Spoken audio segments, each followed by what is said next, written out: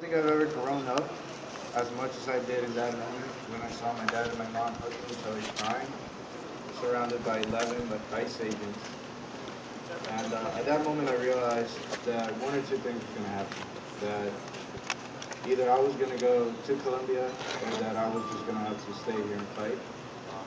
And so me and my mom, we made a decision. We made the decision to turn ourselves in and to go seek our father. And we went. The ICE agents, they basically told us, that, everything will be all right. They told us that we were going to get out that night, and we were going to be back home petting our dog that same night. That night, we were taken in. We were detained. And I don't know if you guys have ever seen when an immigration person gets detained, you get handcuffs right here in your wrist and right here, and you're handcuffed like this, so you can't touch your face, basically, and you get handcuffs in your feet, your both ankles right here, and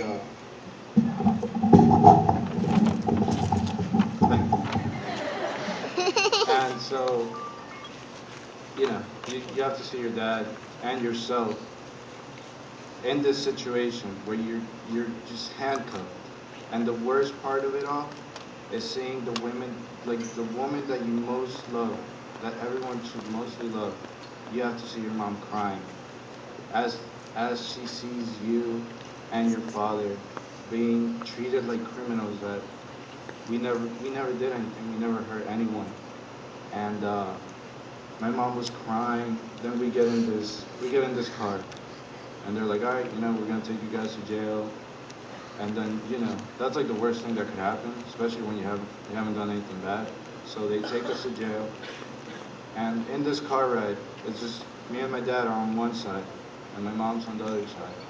And I could just hear my mom praying and crying, and I could just see my dad like being so sad that he let his son be in this situation, even though both my parents had no control over the situation that I found myself in. They both blamed themselves.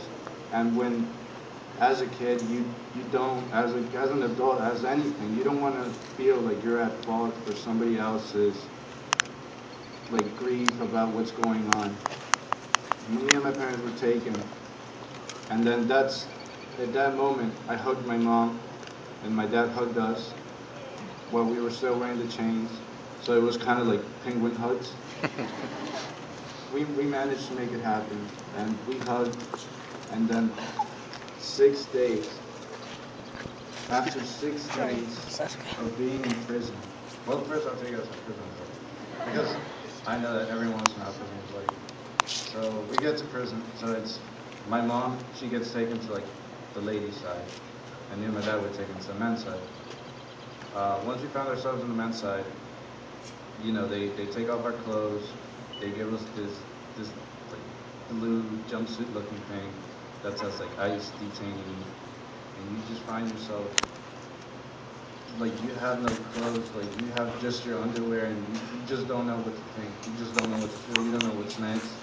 They give you this like really raggedy blanket, and they give you like a little mattress, and all you have to do is like you go in, and we were taken to the cells, to our little block, and in this block there was like the top-notch criminals. Like it was called like Maxim 2, it was called.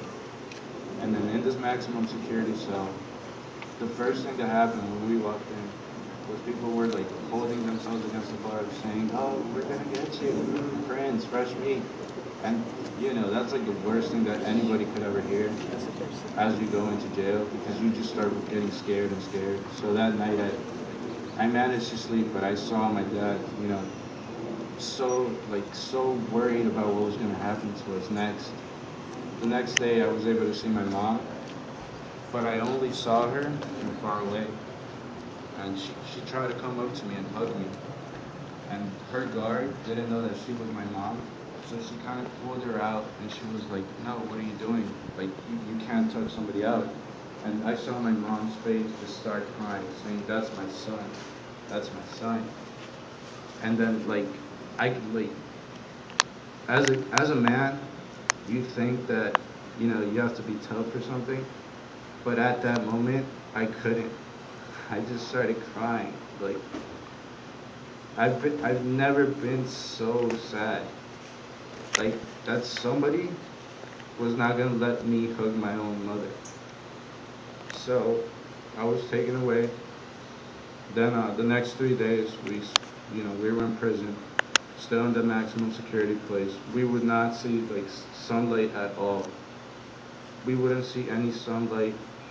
If we were lucky, we got a shower, because and if we took a shower, we would have to put on our dirty clothes again.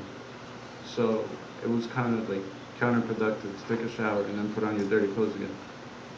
Anyway, after that, um, stuff seemed to start getting better. We were getting visits, and at this point, I thought, like, best thing now is I just want to get out of this jail, whether I end up in Colombia, like, I just want to get out of here. And this was like what we all agreed on.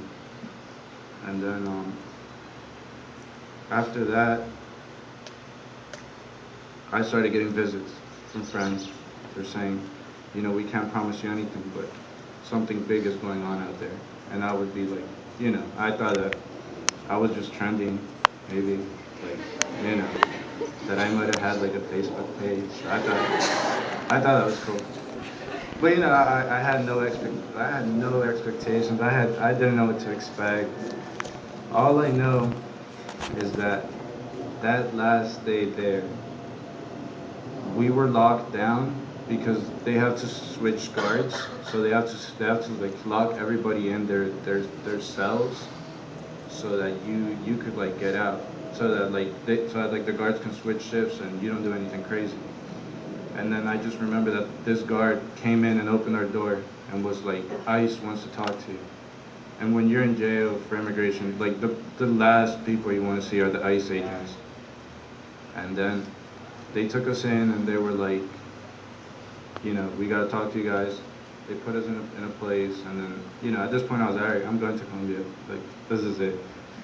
And then they were like, all right, they gave me my regular clothes, the one that I was detained with. And then they were like, all right. So, I thought, it was coming back to me. And then they would walk around with these, like, a lot of keys to open a lot of different doors. So the keys sounded like chains, and I was thinking like, oh, that's the chains that they're gonna tie me here and here and make me look like a penguin again. So I was like, okay. So I heard the keys like just rolling by, and then the guy opens the door. He's like, all right, you guys can come out. And then this guy, this ICE agent was like, all right, you guys just have to sign here and you can go home. And we were like, yeah, my parents.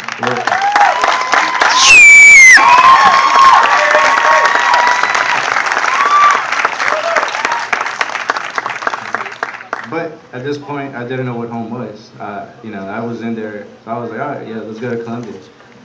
So, so I was like, okay, I was like, they're like, and then the guy says, so who's gonna pick you up? And then I'm like, I thought I was gonna go back in the car with my mom and my dad with the chains. I was like, all right, I did it once, I can do it once again. And no, the guy's like, no, I can't let you go unless you have a ride.